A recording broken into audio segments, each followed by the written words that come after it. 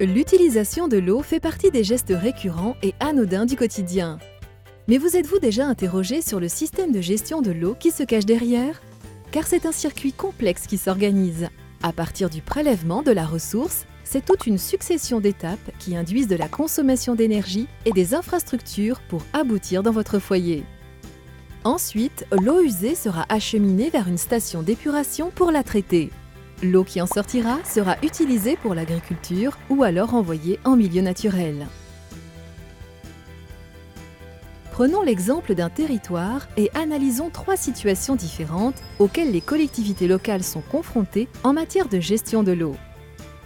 Le petit village de Chamberlude-les-Châtaignes se pose la question du traitement de ses eaux usées. Non seulement sa station d'épuration qui a 40 ans d'âge est obsolète, mais depuis sa construction en 1976, la population du village a doublé. De plus, les citoyens souhaiteraient privilégier un choix performant d'un point de vue environnemental. L'option 1 serait d'investir dans un filtre à roseau à proximité du village. L'option 2 serait de se relier à la station d'épuration de la ville de Marle-sur-l'Eau, située à 8 km. Et dans ce cas, il faudra refouler avec une pompe les eaux usées jusque-là en franchissant la colline du Bois Noir. Se pose aussi la question de l'épandage des boues. Les élus aimeraient pouvoir comparer les 2 options sur le plan environnemental. Autre exemple, la ville de Marle-sur-l'Eau s'interroge sur son approvisionnement en eau. Plusieurs acteurs vont intervenir dans cette prise de décision.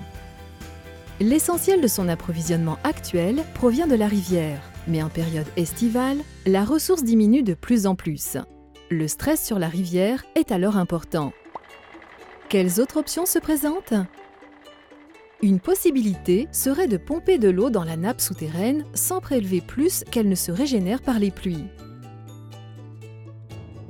Une autre option serait d'importer de l'eau de source de montagne, ne nécessitant quasiment aucun traitement, mais générant une privation d'eau sur la rivière beaucoup plus en amont. Par contre, quelle que soit l'option choisie, il y aura nécessité de traitement, d'infrastructures et d'énergie associées à chacune de ces ressources.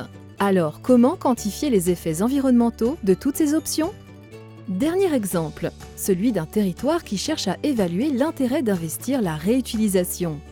Il s'agit de considérer la station d'épuration comme un système de valorisation des déchets avec l'utilisation des boues riches en nutriments pour les terres agricoles. La réutilisation de l'eau traitée, quant à elle, servira à l'irrigation. C'est donc autant d'eau qui ne sera pas prélevée sur la ressource. Enfin, la valorisation énergétique des boues de la station d'épuration pourra être injectée dans le gaz de ville.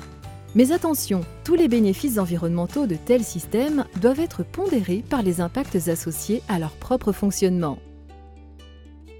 Pour intégrer la dimension environnementale, la prise de décision publique est complexe. En effet, elle doit prendre en compte tous les impacts environnementaux à chaque étape du cycle de l'eau, les technologies et l'énergie utilisées, les pollutions générées ou évitées, et enfin, les effets sur la ressource en eau.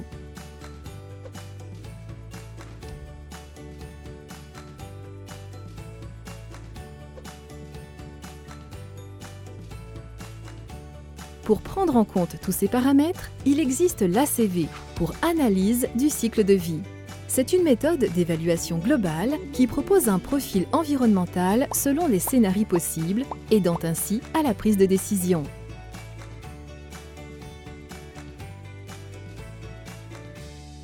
La chaire industrielle Elsa Pact rassemble des chercheurs et industriels autour des questions de l'eau essentiellement. Elle développe différents outils opérationnels. Pour répondre à la question du village, le logiciel ACV4E est un outil simplifié qui modélise des scénarios d'assainissement et compare leurs impacts environnementaux.